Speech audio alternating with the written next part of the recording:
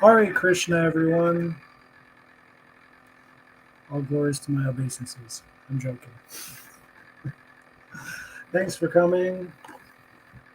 And today we will continue right where we left off last time.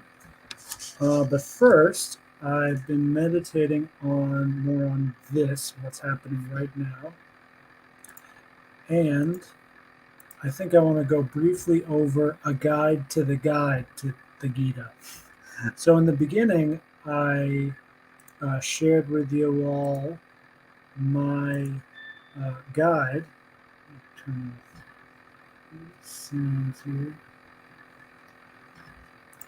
I shared my guide to reading the Gita,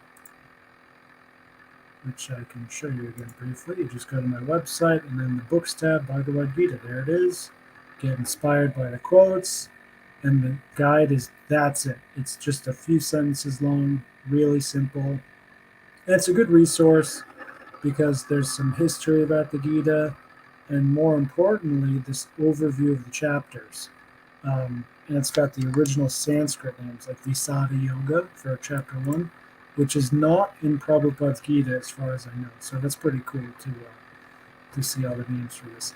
Anyway, I wanted to also, so what I'm doing in these streams is I'm reading according to that guide. But if you're watching or listening to these streams, I think there's a guide to do that effectively as well. And I mean, if you're like driving in a truck and you're just listening, then you're just listening. But if you're not and you're watching this thinking it's going to be entertaining or something, it probably won't be, even if you love me. I think the right way to do this is to read with me at the same time. So I have a physical book in front of me. You can also read online, and I was thinking about doing that and like sharing my screen, but this is actually how you like feel it and get into it. So as I do it, you can do it at the same time as me. And if you find something interesting that I do not mention, you can pause it and find your own realization and then come right back with me. That's what I think is a good guide to the Gita. So we're continuing off with chapter 2, verse 8. Om Namo Bhagavate Vasudevaya. Om Namo Bhagavate Vasudevaya. Om Namo Bhagavate Vasudevaya. Okay, 2:8. I can find no means to drive away this grief, which is drying up my senses. I will not be able to destroy it, even if I win an unrivaled kingdom on the earth with sovereignty like the demigods in heaven. Arjuna is repeating what he's already said, I think, but really long purport.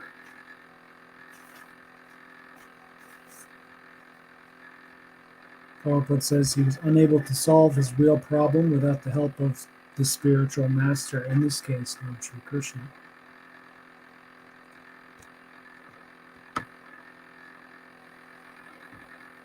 And academic knowledge, scholarship is often useless in solving the problems of life. This is so true. This is what I've been struggling with my ethos book, getting people to understand that it's not actually a scholarly pursuit. Much like the Gita, even though there's really good philosophy in here, it only matters if you use it.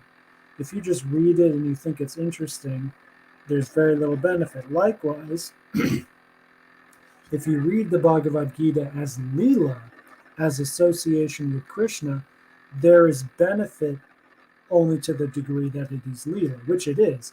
But the Gita is much more than that. It's also philosophy. It's also giving practical yogas and sadhanas explicitly to practice, as opposed to like the Bhagavatam or the Chaitanya Charitamrita, which is more into the direct personal Leela of God, which is fine. if you're interested in that, I won't stop you. But for most devotees I've met, I don't recommend it, because most devotees I've met haven't actually even got to like a green belt level with the Gita, and this is the foundation of everything. So you really want to get good at this first. But like I said, I will not stop you. If you love Krishna and you just want to keep reading over and over again the 10th canto, for instance, more power to you. I am not going to stop you. I'm just traditional in this sense. White belt, then yellow belt. Not white belt, then green belt. You don't get to skip over things.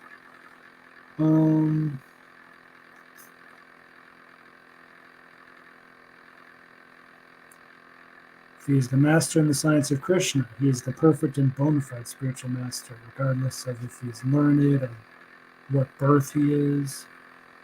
That's CC Modulila 8-127. And it's also said in the Vedic literatures, but it doesn't say where. It says, quote, a scholarly Brahmin, expert in all subjects of Vedic knowledge, is unfit to become a spiritual master.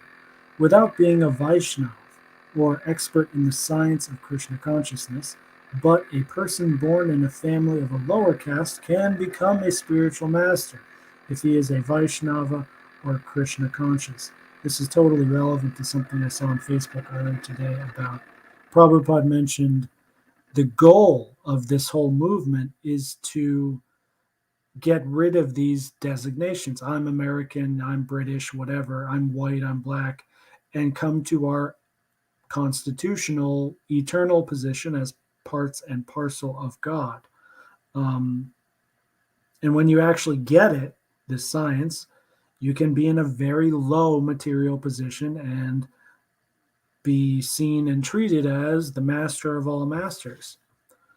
Prabhupada is, in a sense, proof of this. I mean, he wasn't like a low birth person, but he did come to America in a very low position as an old man. That's actually not good in America. In the East, they're very good at treating their elders nicely, but here, back in the 60s and even worse today, you don't get any real kudos for being old.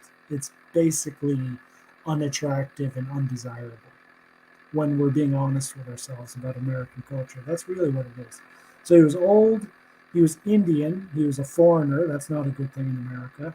And he was dirt poor. He had $7, something like that. So he came to America in one of the lowest material positions you could be. He was homeless, and he eventually became, got on TV and became a spiritual leader of a very big church, you could call it. That's what it's become today, at least. So Prabhupada is himself proof of the Vedas, of that quote I just mentioned.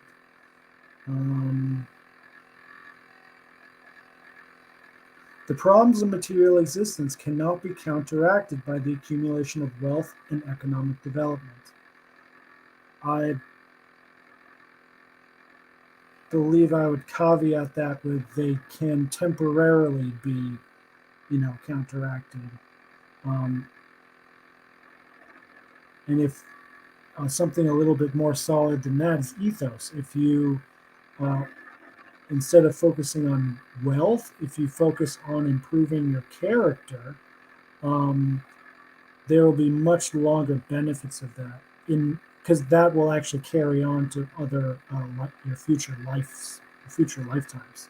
You do, like, when you improve, if you're born really stingy and you do a lot of tapasya and become generous, the virtuous counterpart to stinginess, which is sin, or vice, as Aristotle calls it, that increase in character breeds better karma and a better life in the next lifetime. That's what I would call real wealth in this, as far as the subtle body goes. So that's real. You can definitely do that, but within eternal life, within eternity, Everything Prabhupada's saying is still true, that it's still just a temporary counteraction. And the way out of this crap for good is just Krishna and advancing in the science of Krishna, or advancing by receiving more mercy or grace from Krishna himself. This is what actually does it in an absolute sense.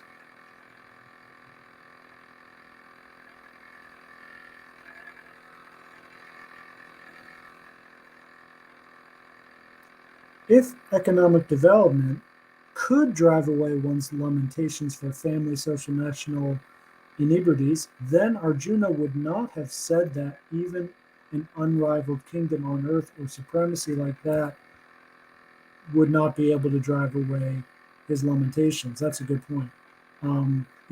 Arjuna specifically mentions, even if I win this great kingdom, I will not be happy. So Arjuna is advanced himself. He's noting that, this money and honor and status and power, material power, it doesn't actually work. It's attractive, but it's not absolute. It's not eternal. So in that sense, it's not real, actually. Maybe real in the moment, and eternity is the moment. Anyway.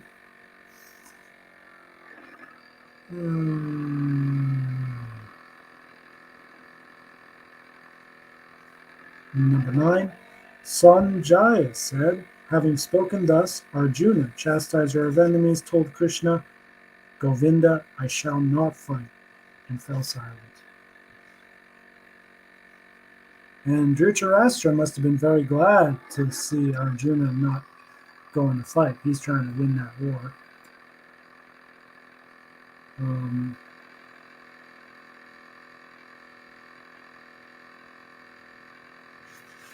It says Haran Papa.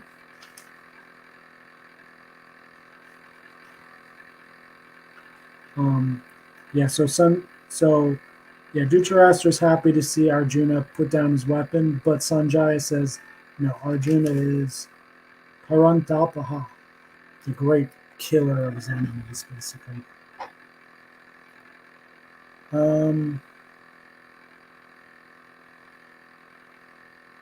Number 10, O descendant of Bharata, at that time Krishna, smiling in the midst of both the armies, spoke the following words to the grief-stricken Arjuna. Very important that it says smiling. Krishna cannot be beaten by anything. He knows what's happening before it happens. And this Bhagavad Gita is like a great inside joke, kind of, that Krishna is saying to his devotees and to himself.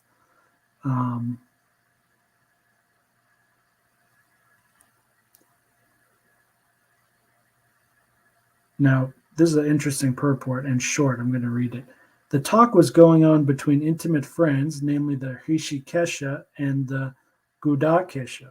As friends, both of them were on the same level, but one of them voluntarily became a student of the other. Krishna was smiling because a friend had chosen to become a disciple. Really? That's why he was smiling? Okay. I'm sure that's, no matter what, it's definitely one of the reasons. As Lord of all, he is always in the superior position as the master of everyone, and yet the Lord accepts one who wishes to be a friend, a son, a lover, a devotee, or who wants him in such a role. But when he was accepted as the master, he at once assumed the role and talked with the disciple like the master, with gravity, as it is required. It appears that the talk between the master and the disciple was openly exchanged in the presence of both armies, so that all were benefited. So the talks of Bhagavad Gita are not for any particular person, society, community, but they are for all. And friends or enemies are equally entitled to hear them.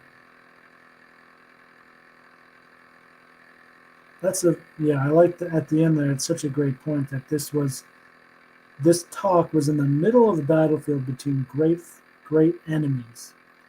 And so if both sides can hear it, then anyone else can hear it. 11. The Blessed Lord said, Sri Bhagavan Vacha, while speaking learned words, you are mourning for what is not worthy of grief. Those who are wise lament neither for the living nor the dead. This verse has a picture that goes along to it, one of the plates in the newer Gita. Probably this one too has many pictures. What Krishna is basically saying here, when he says you are mourning for what is not worthy of grief, Krishna is politely or maybe sternly telling Arjuna, your feelings are not real. It reminds me of one thing a lot of Western women like to say, are you telling me how to feel? It's like sometimes, yeah, I am. Like good feelings and bad feelings, that's real. And you want to have more good feelings, don't you? But also, there is a right way to feel and a wrong way to feel. So when you're in a humble position, if there's a social context where you should be humble and you feel humble, that is correct. If you should be humble but you feel proud and arrogant, you're doing it wrong. You are messing up at life and you need to change. You need to see that and change. So fortunately, when you have a master who you trust and take shelter of, who's right next to you, he can tell you definitively, you look like you have grief, but there is no grief. That's the wrong feeling. You're doing something wrong here, and I'm going to teach you what it is. Yeah, so Prabhupada says, chastise the student, calling him indirectly a fool. It's exactly what I said, and then it comes in the purport. It's really cool. A recurring theme here. The Lord said, you are talking like a learned man, but you do not know. One who is learned, one who knows Raja Vidya, what is body and what is soul, does not lament for any stage of the body, the living or a dead condition. I added in Raja Vidya to the purport here.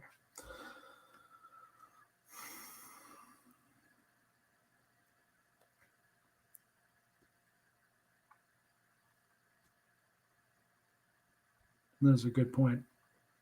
Arjuna argued that religious principles should be given more importance than politics or sociology, but he did not know that knowledge of matter, soul, and the supreme is even more important than religious formularies. So relevant. That's the difference between Dharma and Sanatan Dharma. Dharma is more important than politics and sociology, no doubt. But Sanatan Dharma is like the essence of Dharma. It's like where it's really strange, like linguistically, because Sanatan modifies the word Dharma. So in linguistically, you could say Sanatan Dharma is one kind of Dharma. But linguistically, but in reality, for the living entity, Sanatan Dharma is Dharma. I mean, it's the be all end all of Dharma. And every other Dharma you have is like a layer on top of that, which gets more and more fake.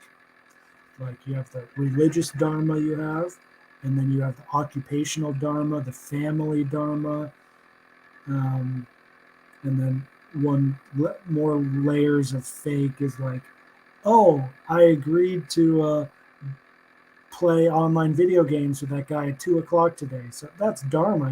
If you agreed to do that duty, that's a Dharma, but that's even more fake than your duties to family and religious principles. And duties to your country are more fake than duties to your family and religion. What else is fake? I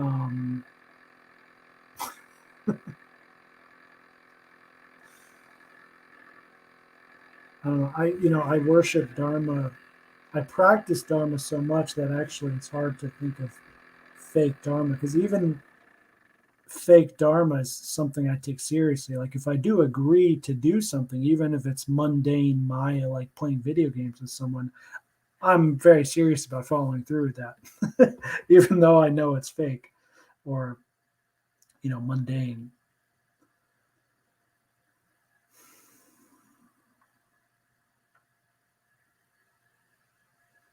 The body is born and is destined to be vanquished today or tomorrow. Therefore, the body is not as important as the soul. One who knows this is actually learned, and for him there is no cause for lamentation, regardless of the condition of the material body. Keyword there is lamentation, because when you have a body, when you're embodied, you're going to have feelings, um, hot and cold, happiness and distress. Um, and the first stage we're going to learn about later in this chapter, in the next chapter, is responding equally to all those extremes, which are naturally occurring within the body based on the basic elements of matter and so forth. But lamentation is one level worse than that.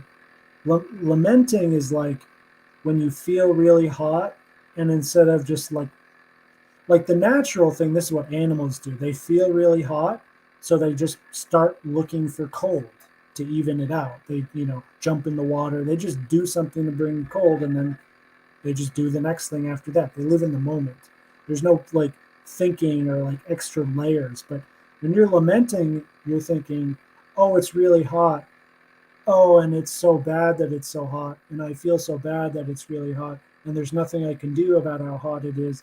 And oh, it's those damn guys at the power company that haven't fixed my thing, and that's why it's hot. And blah blah blah blah blah. All this human crap can be a big problem. Verbal language is a blessing and a curse, much like the freedom we have, the free will we have as humans. It's a blessing and a curse. It all depends on how you use it. And Arjuna, in this case, is not using his free will correctly, and he is being chastised. Number 12, never was there a time when I did not exist, nor you, nor all these kings, nor in the future shall any of us cease to be. This is like, I feel like this is the first really huge knowledge bomb that Krishna drops in the Gita, and we got a long purport here.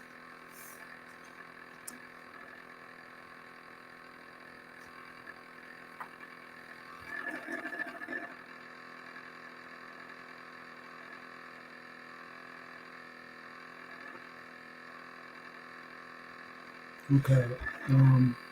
Well, it mentions Katha Upanishad 2.2.13, but it only says Sanskrit. It doesn't say exactly the English translation, but Prabhupada is saying God is within and without everything.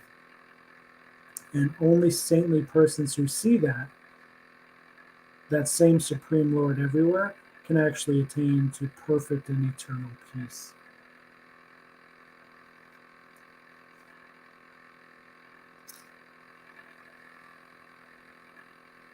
Same as before. Okay. The Mayavadi theory that after liberation, the individual soul, separated by the covering of illusion, will merge into the impersonal Brahman and lose its individual existence is not supported by Lord Krishna. Herein, it says not supported herein, meaning it's in this verse. Yes, that's exactly right. This verse is one of those Mayavadi destroying verses because Krishna explicitly states, I live forever. You live forever. All these other guys on the battlefield, they live forever. I mean, no, okay, you could rebut and say, well, yeah, I live forever, but sure, it's possible I could live forever as an impersonal blob. And, I'm just a person now, but, I can still live forever in a different form. And based on this verse alone, I'm not sure how we could rebut that. Let's continue on here. Krishna clearly says herein that in the future also the individuality of the Lord and others, as it is confirmed in the Upanishads, will continue eternally. The individuality will continue? I don't think he clearly says that here, but let's look at the word for word. Never, but certainly, I become. Never existed, it is not so. Yourself, not. All these kings, never, certainly, not like that. Shall exist all of us hereafter. We shall exist all of us hereafter.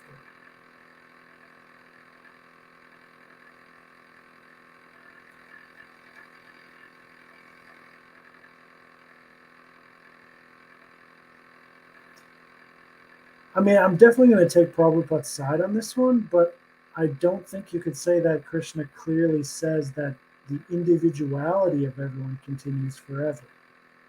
He just says, Krishna just says, we live forever.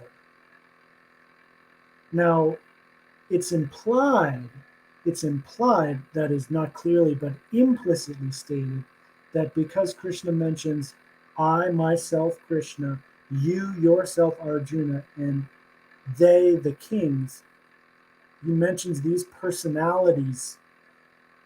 It's implied that he's talking about personalities live forever. That I think we could safely state that it is implied. That's what it says right here. If individuality is not a fact, then Krishna would not have stressed it so much, even for the future. Yeah, that's exactly. We just figured it out. First person, second person, third person. I, you, they. Even accepting the argument that the individuality is material, then how can one distinguish Krishna's individuality? Krishna affirms his individuality in the past and confirms it in the future also. He has confirmed his individuality in many ways, and impersonal Brahman has been declared to be subordinate to him. Passive voice there. Krishna has maintained spiritual individuality all along. If he's accepted as ordinary, then the Gita has no value. A common man with all the four defects of human frailty is unable to teach that which is worth hearing. The Gita is above such literature. Going back to Henry David Thoreau's quote on the cover of the Gita. The Gita makes all of our literature of the modern world seem puny and trivial, because it is. That's literally what's happening. It's not just like one guy's opinion. That's actually what's happening. According to Thoreau and myself and Srila Prabhupada, that's technically what's happening. Just like LeBron James is taller than me. He just is. You can say why or this and that, or maybe, there's an optical illusion where sometimes I look taller. Sure, but who cares, man? He's taller. That's how it is.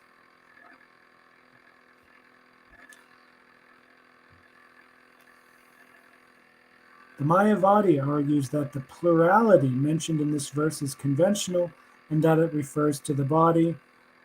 Once again, I like what Prabhupada is doing here. He's steel manning the other, his opponent's arguments. But previous to this verse, such a bodily conception is already condemned. True.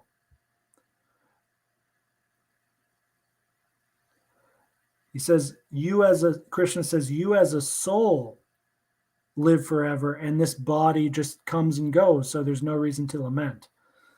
So if Krishna just condemned the bodily life, why would he now say, oh, but it's only the bodily thing that I'm talking about now, which is really good and it's going to last forever? Doesn't make sense.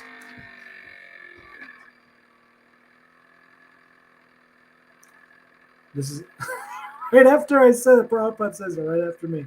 After condemning the bodily conception of the living entities, how is it possible for Krishna to place a conventional proposition on the body again? Therefore, individuality is maintained on spiritual grounds and is thus confirmed by great acharyas like Sri Ramanuja and others. And this individuality is understood by those who are devotees of the Lord. Those who are envious have no access to this. The non-devotee's approach to the Gita is something like bees licking on a bottle of honey. You cannot have a taste of honey unless you open the bottle. It's such a funny analogy because bees make honey. So it's really stupid when a bee who by its own nature can simply make honey and have honey by its nature instead just goes to a bottle of honey just trying to like lick it and just get it. It's such a perfect analogy. It's exactly what ignorant souls do in this reality we're living in. They think they can just go right to, even devotees do this. They go right to the end of the boss match, and then you say, okay, here's the bullet to your head. Now you're dead. Now give me all your rewards right now. It's a little different. I kind of conflated two things there, but it's just a really great analogy. I could go really deep into that. Similarly, the mysticism of the Gita can be understood only by devotees, and no one else can taste it. Keyword taste. It's not something you dryly study and philosophize about. You have to, as I said in the beginning, live it, practice it, and one way you do that is by tasting. I mean, you have to. The taste is like the beginning and end of this science. In the middle, all that stuff in the middle, that's what I focus on. That's like the ethos dharma stuff. But at the very beginning, if you have no taste, you can't go anywhere. And at the very end is only taste. It's just pure spiritual enjoyment. I don't know if that's the right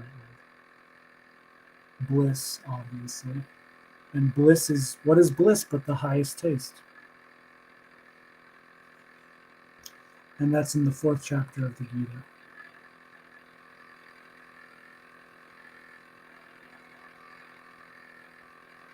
Therefore, Mayavadi explanation is misleading.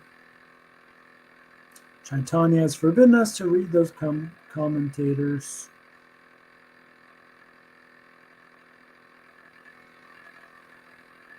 Oh, this is a good point. If individuality refers to the empirical universe, then there is no need of teaching by the Lord.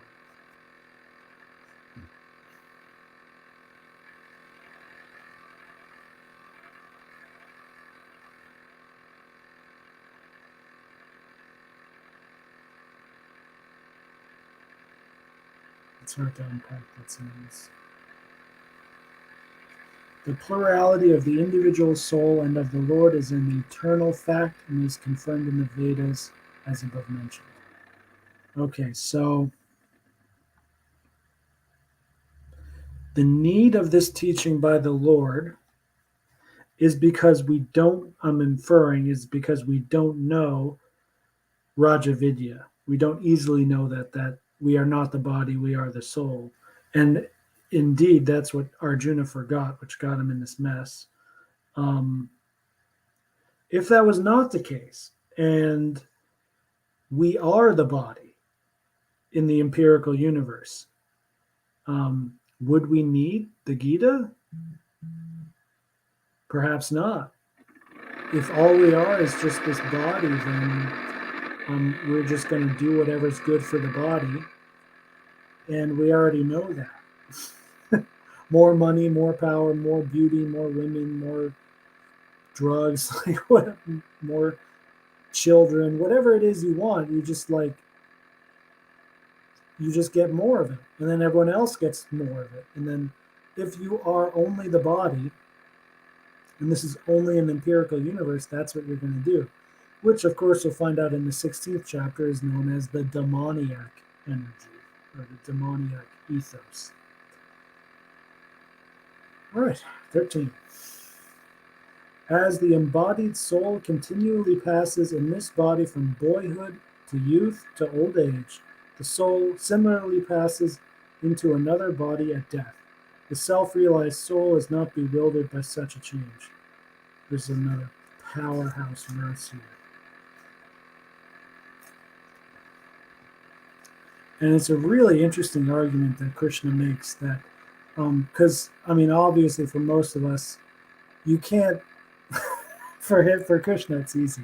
For us, it's not easy to, it's the logic of this is pretty sound, but to experientially, to viscerally feel the transition from boyhood to youth, the same as old age to death and the new body, it seems totally different to us. It feels different because you can't even imagine dying, really. You can and the opposite of that is just boyhood to youth. You didn't even notice it when you were young. You notice things here and there. Oh, my balls dropped. Oh, I got facial hair. You notice things like that, but you're the same me your whole life. You're the same you because that's the soul. And the false ego doesn't change much either, actually, even though it's material. But but death is like an individual moment, and then after that, you get, to the soul.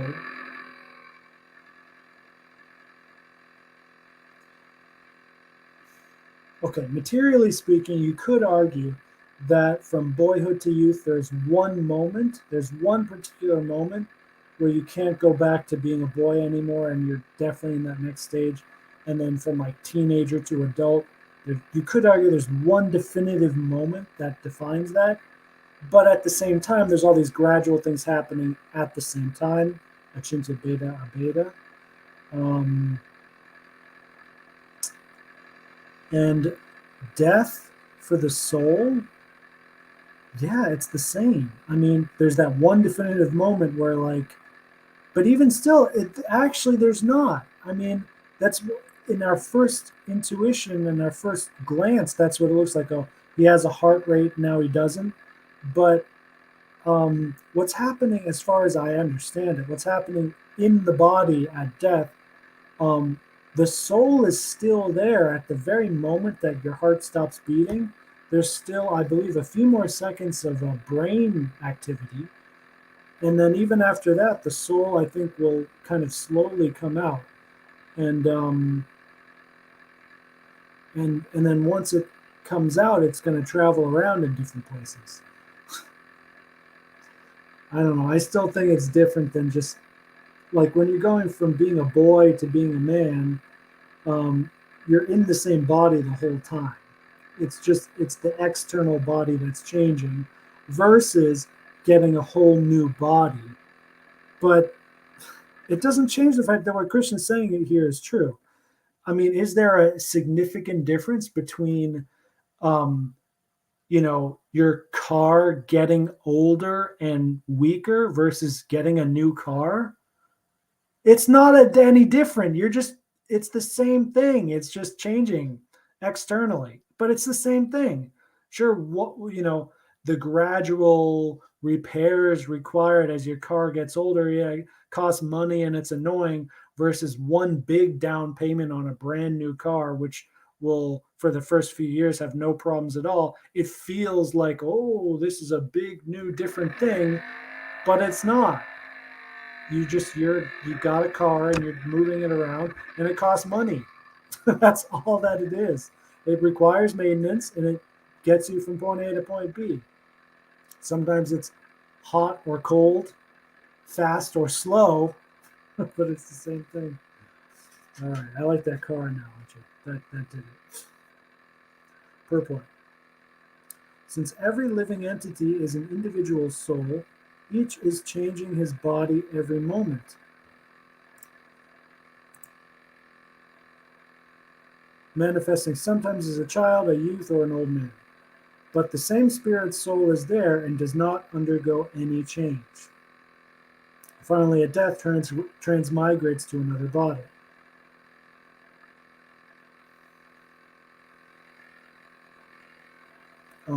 So Arjuna did not need to lament. Rather, he should rejoice for their changing bodies from old to new ones, thereby rejuvenating their energy. Just like getting a new car. It's no different than just fixing your old shitty car. Please forgive my language. I was born in America. This is how we talk, okay? We are cool.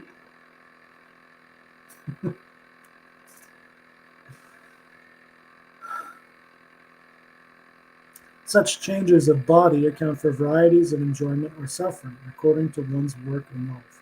So Bhishma and Drona, being noble souls, were surely going to have either spiritual bodies in the next life, or at least life in heavenly bodies for superior enjoyment of material existence.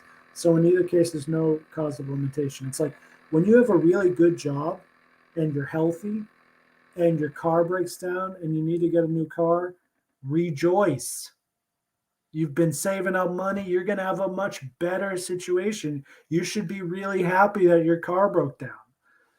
If you've got a lot of bad karma accruing, you lost your job and you can't find a new job easily, and then your car breaks, that sucks. You better start lamenting. Actually, even still in there, there's not really a cause for lamentation in that situation as well. But it is more natural, and this is how we get stuck in this world: is because the push and pull, good and good is good. Oh, that's good. Bad is bad. Oh, that's really bad. Dvanva, Dvanva moha, the illusion of duality. It comes up in many verses. Dvanva moha.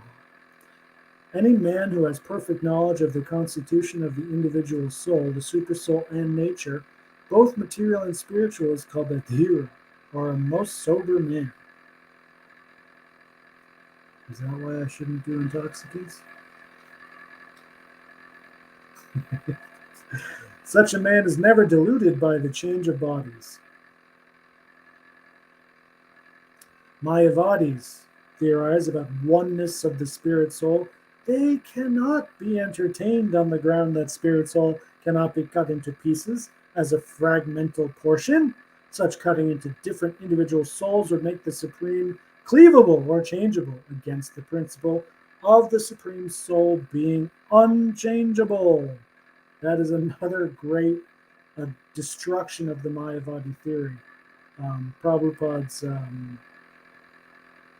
personal, you know, vendetta against the Mayavadis here, and his personal and his, acting as a preacher all the time. It's so cool. It gets more and more personal as you get into this. I'm sorry, but I still don't see Mayavadis as these big bad guys like Ram Dass and Eckhart Tolle. I think they're great. I mean, because for how demonic our culture is and how fallen people are, if the best they have is just going to like a Ram Dass seminar and getting some bliss for a little while, that's great, man. I mean, obviously it's not the absolute truth, but I mean, it's better than nothing. It's better than atheism. It's better than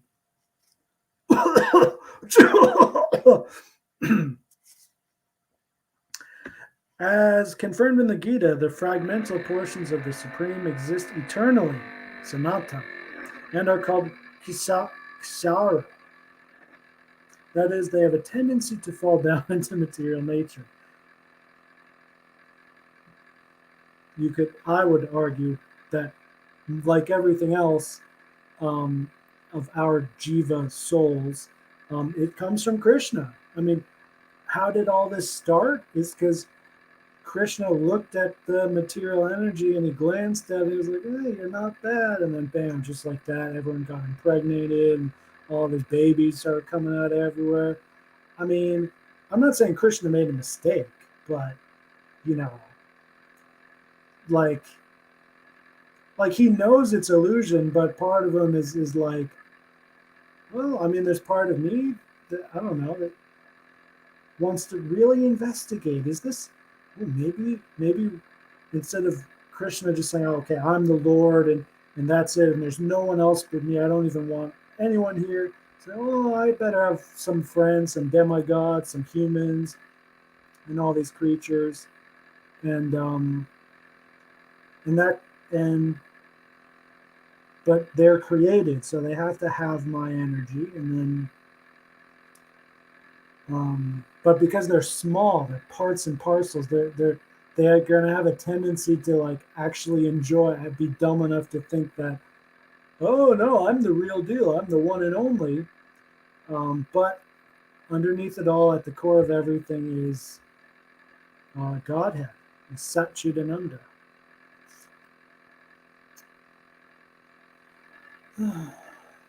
These fragmental portions are eternally so, and even after liberation, the individual soul remains the same, fragmental. But once liberated, he lives an eternal life in bliss and knowledge with the personality of Godhead. Isn't this great? I promise you, I'm not doing this on purpose, and I haven't read these verses in months or years, but like my realization happens, and then Prabhupada says the same thing right after. It's so cool. The theory of reflection can be applied to the supersoul who is present in each and every individual body and is known as the Paramatma, who is different from the individual living entity. Oh, yeah, definitely different. When the sky is reflected in water, the reflections represent both the sun and the moon and the stars also. The stars are like the living entities, and the sun or moon, the Supreme Lord. According to material science, stars are bigger and more powerful than the moon, right? It's such a weak and pathetic rebuttal, but Purvapaksha, by the way, is what I'm doing, providing a counter argument, and then steelmanning it, and then steelmanning the opposite side. This is called philosophy, and it's how you cultivate your intelligence.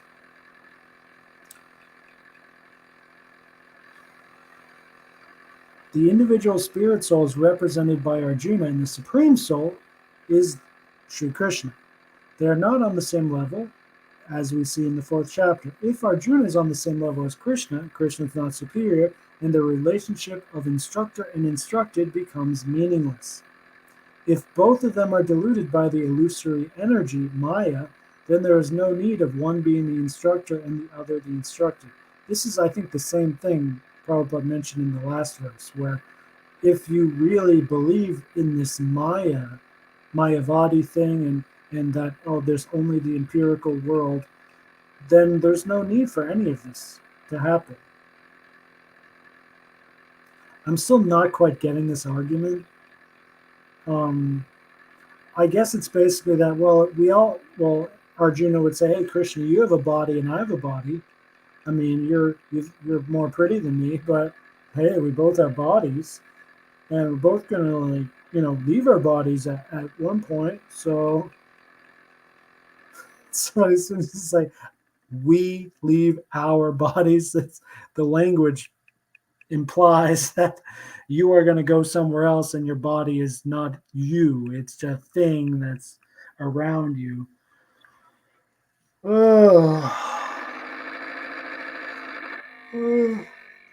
are nearing the end of this stream.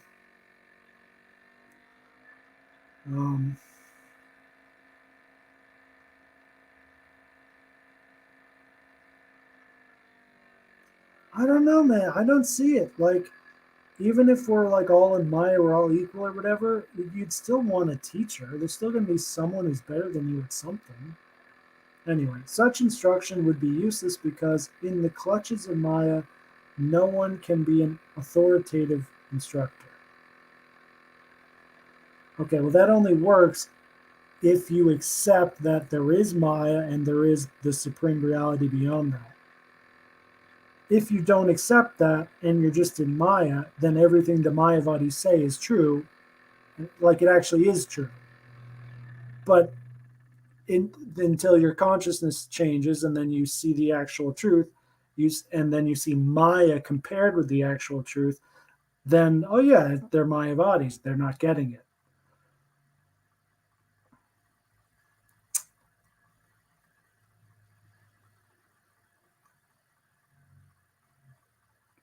but still authoritative.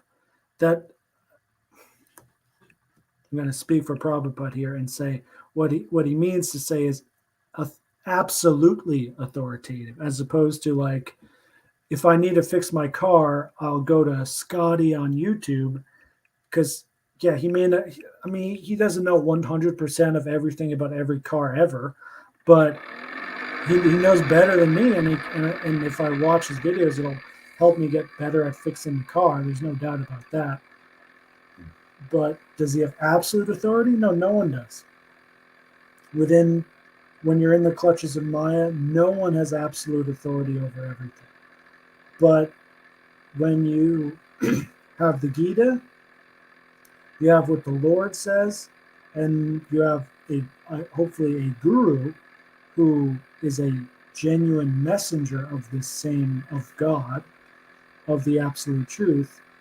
Then you have a real, genuine, and absolute authoritative instructor. Anyway, under the circumstances, it is admitted that Lord Krishna is the Supreme Lord, superior in position to the living entity, Arjuna, who is a forgotten soul deluded by Maya. That's probably put. That was really harsh. I really like Arjuna. I mean, Krishna can chastise him, but I don't know if I should. But it's so true. I mean, what can I say? I mean, I'm just having fun. Okay, we will stop there. Next time we will be on 214. Thanks for coming, y'all. Bye. Bye,